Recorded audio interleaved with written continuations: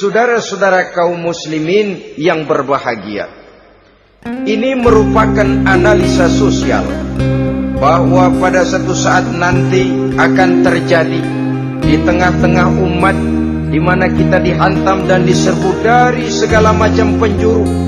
Akidah didangkalkan, peradaban dan kebudayaan dirusak, makanan dan minuman diracuni, pakaian ditelanjangi dan lain sebagainya, sampai kita melepaskan nilai Islam yang kita cintai ini. Kondisi sosial ini satu saat akan datang kepada kita. Demikian analisa dan peringatan dari Rasulullah sallallahu alaihi wasallam. Marilah sekarang kita melihat, adalah benar bahwa di zaman sekarang kita insya Allah tidak akan mengalami perang Badar sehebat yang pernah dialami oleh Rasul dan para sahabatnya. Tetapi sesungguhnya perang yang kita hadapi di zaman sekarang ini tidak kalah hebatnya dengan perang Badar, tidak kurang dahsyatnya dengan perang Uhud, tidak kurang ngerinya dari perang Khandaq. Hanya saja yang kita hadapi sekarang ini bukan ujung pedang, bukan ujung tombak, bukan ujung panah. Yang kita hadapi sekarang ini adalah perang akidah, perang ideologi, perang mempertahankan keyakinan.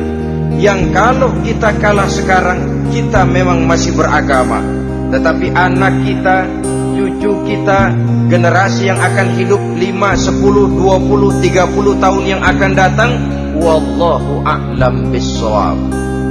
Islam, saudara-saudaraku, tidak mungkin hilang dari dunia.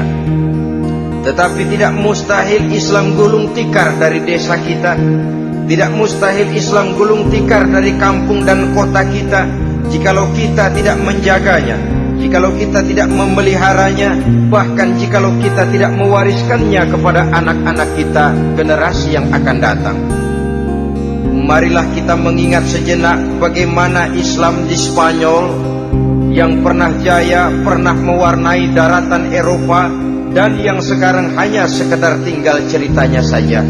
Ini pernah diperingatkan oleh Rasul dalam satu hadis, sayati ala ummati zamanun la yabqal Islam illa ismun wala minal Quran illa rasmun.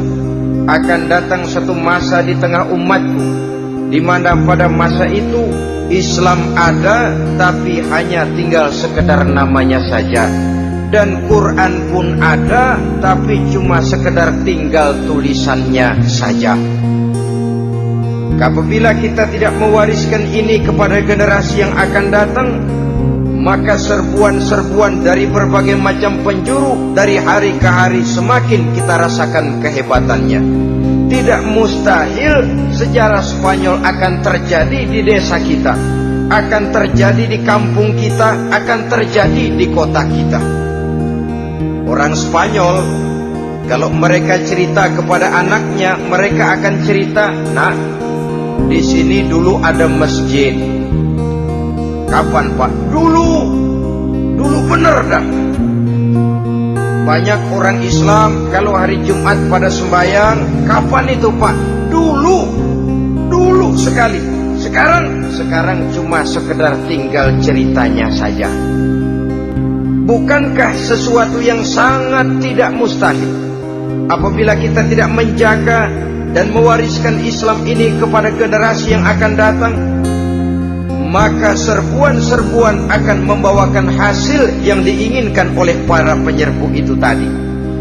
Kita sudah menjadi umat yang mayoritas, tetapi umat yang mayoritas ini menurut Rasul dikepung sedemikian rupa, akidahnya didangkalkan, peradaban dan kebudayaannya ditekan sedemikian rupa, kehidupan sosialnya dibuat individualis.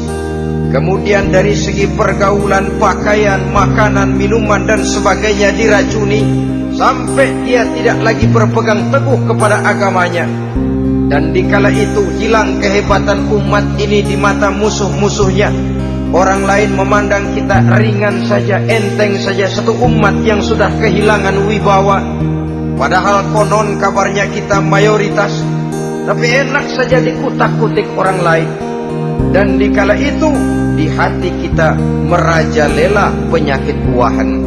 Penyakit uahan itu apa? Pertama, hubbud dunia, terlalu cinta kepada dunia. Terlalu cinta kepada dunia yang menyebabkan kita lupa akan tanggung jawab dan kewajiban, lupa meneruskan dan mewariskan Islam kepada generasi yang akan datang. Kita berlomba hanya untuk mengejar dunia dan seluruh isinya. Baik dia bernama material, baik dia bernama seksual, baik dia bernama pangkat, jabatan dan kedudukan, berlomba-lomba kita di dalamnya. Sampai tercampaklah penyakit hubbud dunia di dalam hati ini. Berurat dan berakar dunia itu, sulit dan berat kita berpisah daripadanya. Akibatnya kemauan untuk berbuat demi dan atas nama agama sangat sulit terwujud di dalam kehidupan ini.